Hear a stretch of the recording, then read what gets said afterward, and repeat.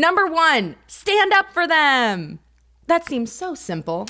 It is not always so simple. It's not. Because sometimes we understand that there are going to be times when you and your spouse disagree.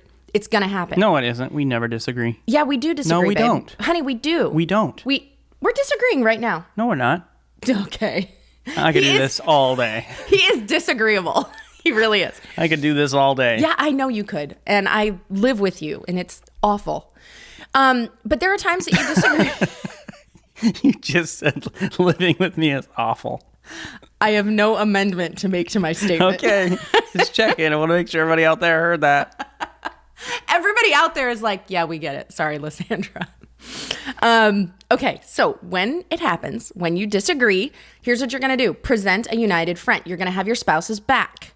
And then in private, discuss the reasons why you disagree with them in a loving, gentle way. And we have a whole podcast episode on how to bring up these conversations to your spouse. The episode number, I cannot remember, so you're just going to have to listen to 117 episodes to find that episode. But it's in there. Or you can just go to familymeeting.org, click on podcast. There's 2 different podcasts to select from. So Lysandra does Everyday Christian Mom. And then, of course, we have Family Meeting. So hit Family Meeting. That'll bring you to a page that has all the episodes on it. So you can just kind of scroll through and find that episode pretty quickly if you want to figure out and dive into having those conversations. Mm-hmm. But let's just put it into some scenarios here so we can kind of talk through, because it's one thing to say it. It's another thing to kind of think through what are some different scenarios. So maybe your spouse is enforcing a consequence to your children. Side with your spouse. It's as simple as that. Side with your spouse. And we've had to do this. We've done this before, where Lysandra has maybe said this is what a consequence is going to be for a certain action, and I is to my recollection, I just sided with you, what you said, and then later on when we were alone in our bedroom, we had a conversation that said, I think that was a little harsh. And so rather than like coming at Lysandra right there in front of our kids, I waited.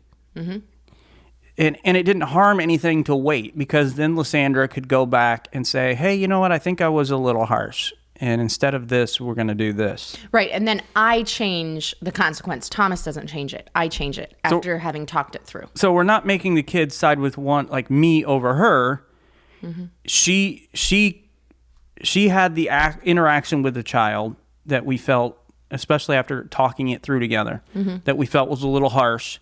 Now she's able to go make it right, versus I'm this hero who swoops in and she's the bad guy, the villain. I'm always the villain in this house, though. Yeah, because you're the one who you're just around the kids a lot more than I am, and working with them a lot more. So, but that's one of those scenarios. Okay, so we had this situation come up the other day.